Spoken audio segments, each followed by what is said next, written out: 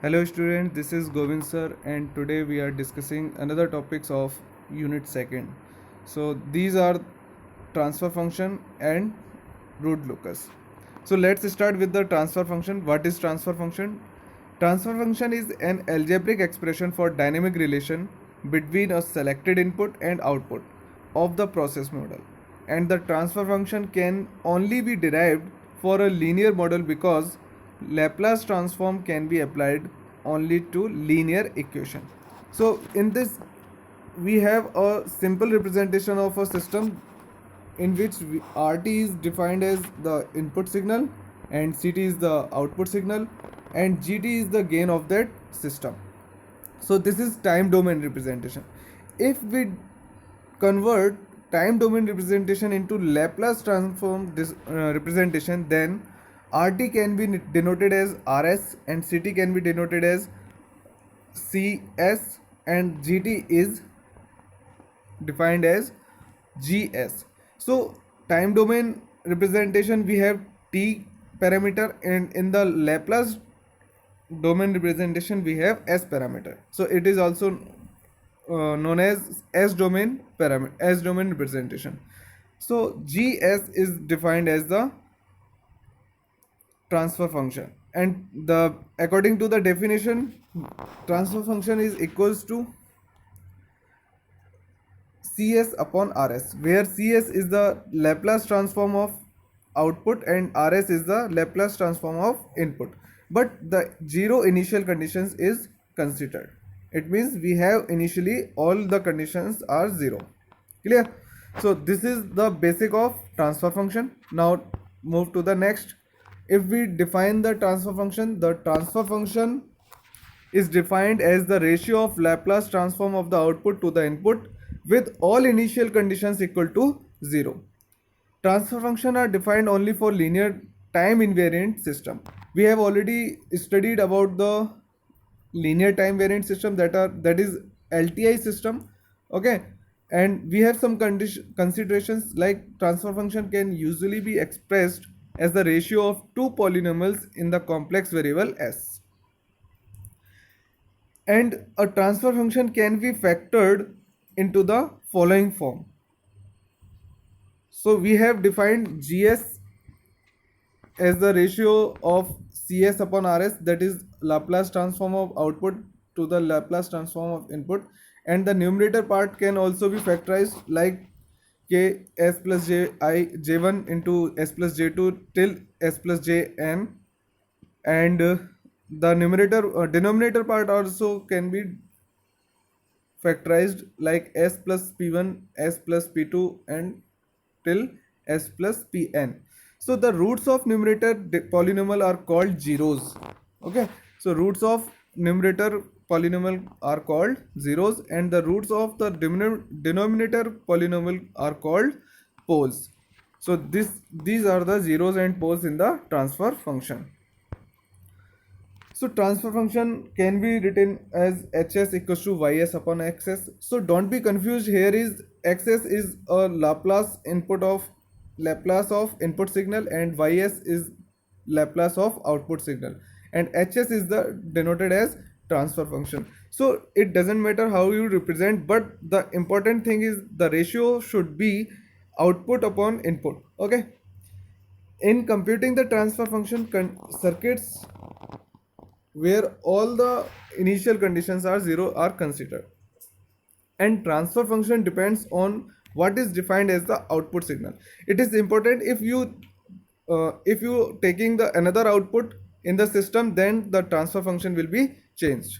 Clear? Now another topic, that is root locus. Root locus is an important topic to identify the stability or observe to observe the stability of the system.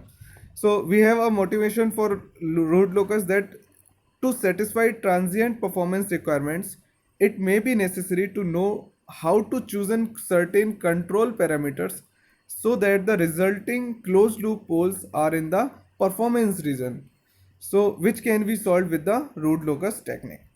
A simple definition, that a graph displaying the roots of a polynomial equation when one of the parameter in the coefficients of the equation changes from 0 to infinity. You remember this point, the one of the parameter in the coefficients of the equation changes from 0 to infinity. It will be discussed in the next slide. Suppose we have a system in which we have a constant gain parameter k, gs is the forward gain, and hs is the feedback gain, and cs is the output, and rs is the input. So for this feedback control system, the closed loop transfer function can be written as cs upon rs equals to kgs upon 1 plus kgs hs. Okay, this is closed loop transfer function where k is constant gain parameter.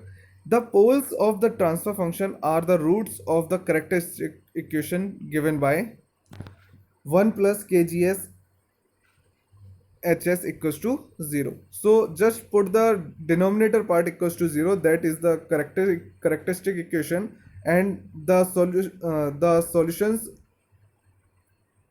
or can say the roots of this characteristic equations are poles of the transfer function. So 1 plus kgs hs equals to 0. The root locus is the locus of characteristic equation of the closed loop system as a specific parameter, usually gain k, okay, is varied from 0 to infinity. In the previous slide already studied that the one parameter is varied from 0 to infinity. Here is usually gain k, and for k greater than equals to 0 and less than infinity, if 1 plus kgshs equals to 0, then gshs equals to minus 1 upon k, and for positive value of k, this means that a point S, which is a point on locus, must satisfy the magnitude and angle conditions. Okay, so what are the magnitude condition and angle conditions? For magnitude conditions, we have mod of GSHS. Mod of GSHS should be equals to 1 upon k. It is taken from this equation. Okay, and the angle should be equals to 180 degree plus 1 iota, sorry, I 360 degree, where I should be 0 plus minus 1 plus minus 2, like that. Okay, now we have some stability analysis by using root locus plot.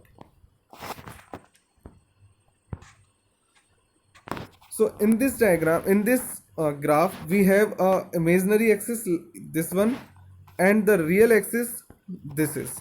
Okay, so if the poles of the control system of the characteristic equations lie in the right half of the imaginary axis, then the system is unstable. Clear? Then the system is unstable, and the poles lie left of the imaginary axis, then the system will be stable. But in the stability we have different aspects. If we move to the negative infinity, or can say minus infinity, then the stability is increasing. Clear? The if poles lie away from the imaginary axis in the left section, then the stability is increasing. And similarly, if the pole lie in the third quadrant and downward the negative imaginary axis, then the oscillation behavior is increasing. Okay, and in the second quadrant, system will be stable, and lower oscillations are occur, lower oscillation will occur. So this is about the stability analysis by using root locus. And another important factor, that if we add the poles in the transfer function, then what will happen? Okay, so the addition of a pole to the open loop transfer function has the effect of pulling the root locus to the right, okay, tending to lower the system's relative stability and to slow down the setting of the response. So in the simple way, if you are adding a pole in the open loop transfer function, then the root locus shifted towards the right, and this cause the lower the system's relative stability and the slow down the setting of the response. So we have three basic example. So first one is for root locus plot of a single pole system, in which this is the plot, this is the pole, and the root locus is toward the infinity from this point. So this is a stable system, okay, because it's moved toward the minus infinity. And if we plot root locus of two pole system, then this looks like here, and these are two poles in the left of imaginary axis, but this root locus is shifted from infinity to the right of uh, from infinity to the right, or can say towards the imaginary axis, so it is less stable than the previous one, okay. And similarly, if we plot the root locus of three pole system, then it also shifted toward the imaginary axis and crosses them, ठीक है.